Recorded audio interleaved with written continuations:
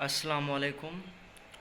My name is Hanif Brohi, and my father's name is Mohammad Aslam Brohi, and I am the student of BS English batch 2020, and my roll number is 38.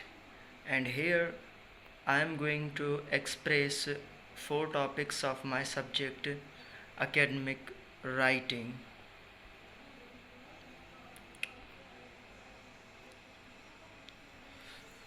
First of all, let me tell you what really academic writing is. Let me tell you what actually academic writing is.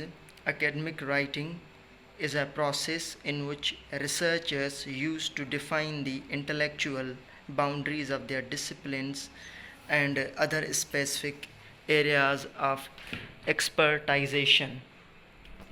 So here I am going to tell you any further about academic writing.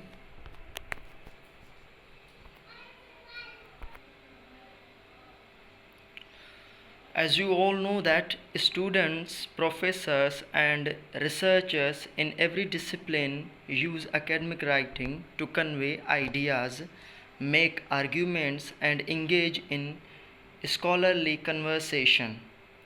Academic writing is characterized by evidence based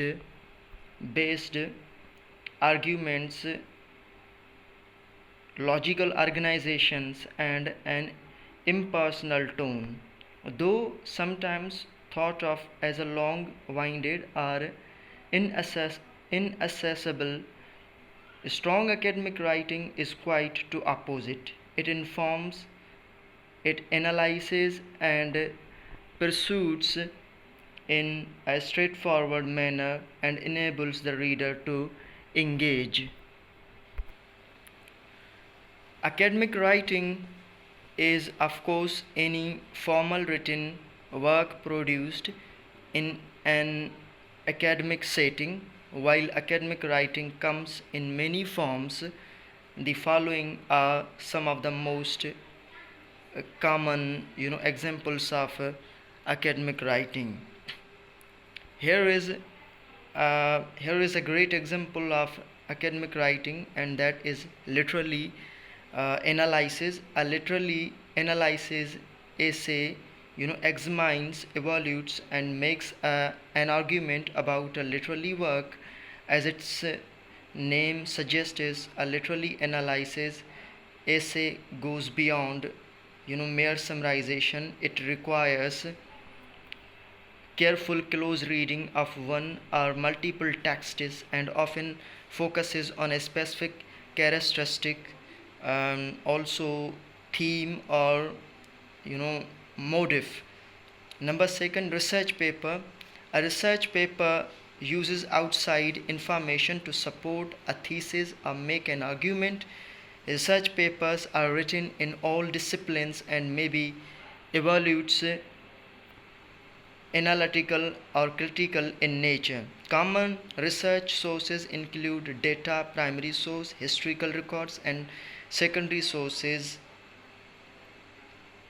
and also it involves synthesizing external information with your own ideas.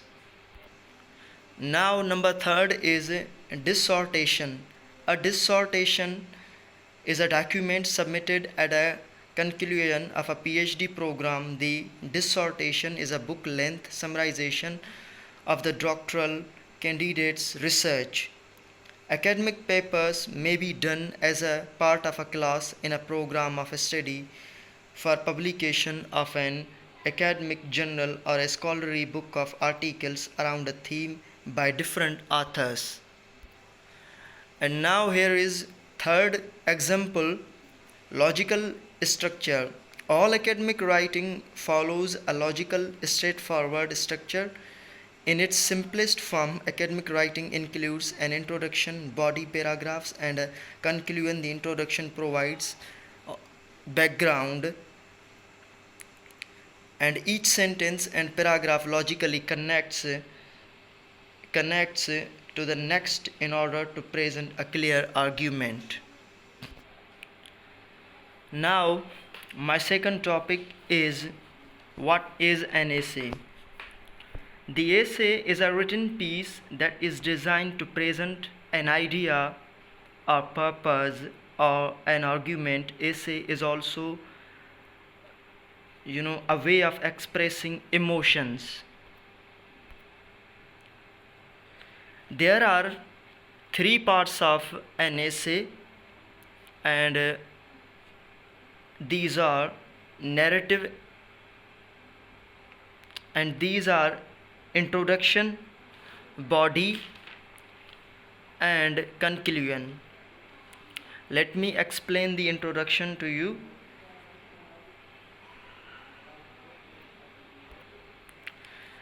Introduction is the first paragraph of your essay. This is where the writer introduces his topic for the first time, and it is not very long. It is consisted on 4 to 6 lines approximately. There is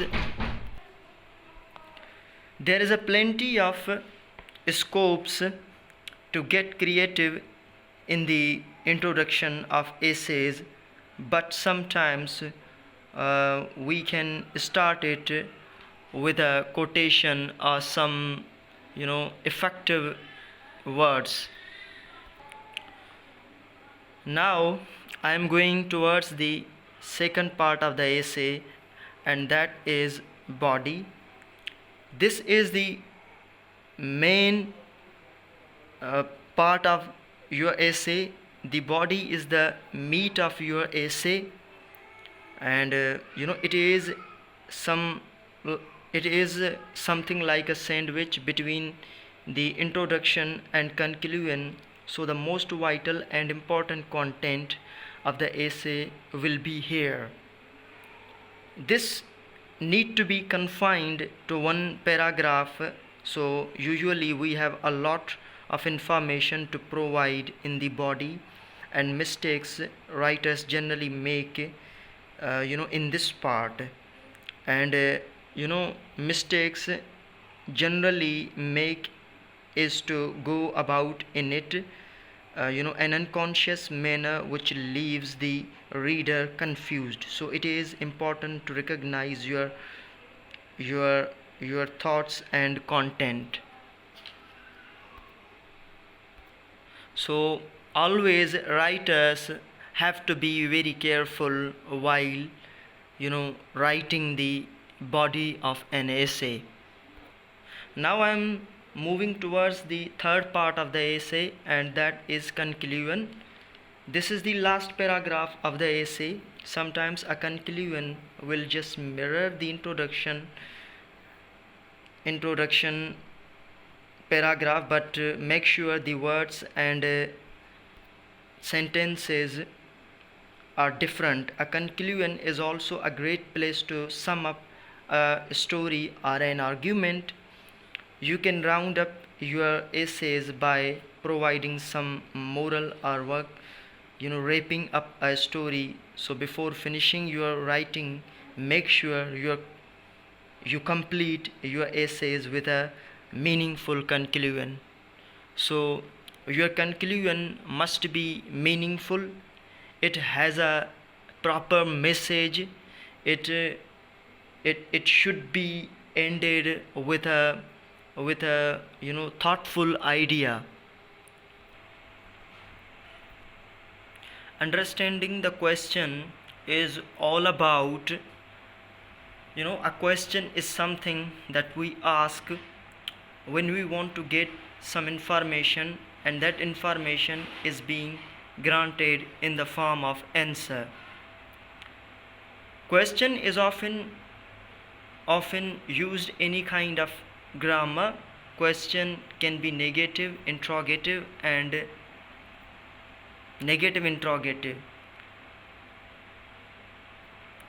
Understanding question is all about what the writer has said. It means what kind of ideas the writer has explained. What is he telling about? On the other hand, it makes us to check ourselves. What have we gained while studying different books? Are we aware of the main ideas and necessary details that have been mentioned in the text? Understanding the question will ask us to, for example, write the question in your own words. Identify briefly, indicate ideas or details from the text. The moment when we explain some kind of information that we have sought from the original text briefly, in understanding the question we have to answer in our own words. For instance, recognize major terms. You will have to recognize the main words in your question. These words will help you pay attention on the necessary parts of the question. They will help you to begin a list of main words that you will use when you start your work.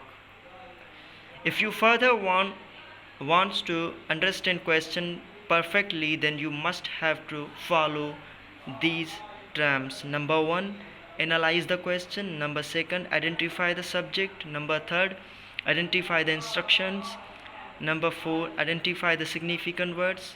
Number 4, what am I being asked to do?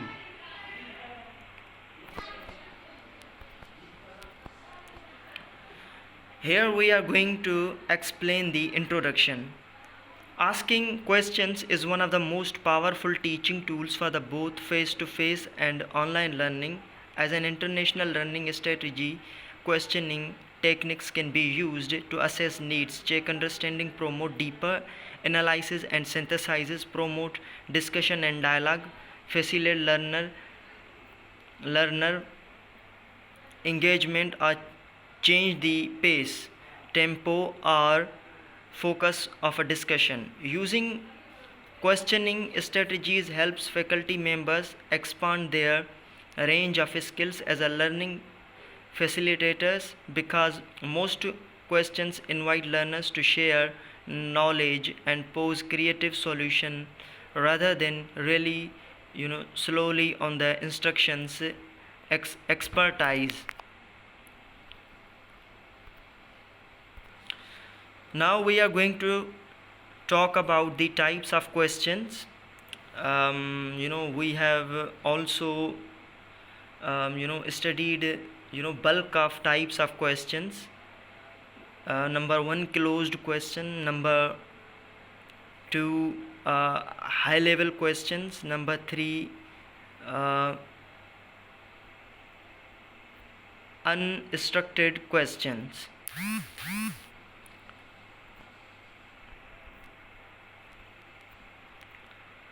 Closed questions can be answered with a yes or no response, or with a single word or a brief phrase, like, did you like the presentation? For instance, do you want to work in a small group? Open questions invite a longer answer. For example, what did you like about the presentation? Or how would you like to work on this? Now my fourth topic is quotation. A quotation is the repetition of a sentence, phrase, or passage from a speech or text that someone has said or written. In oral speech, it is the representation of an utterance, something that a speaker actually said, that is introduced by a quotative maker, such as a verb saying.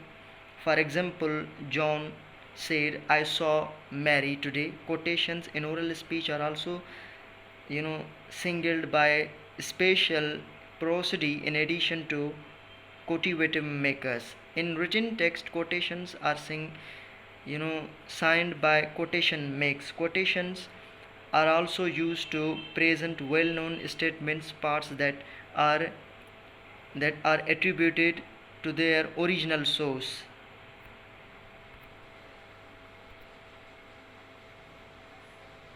Jazakallah.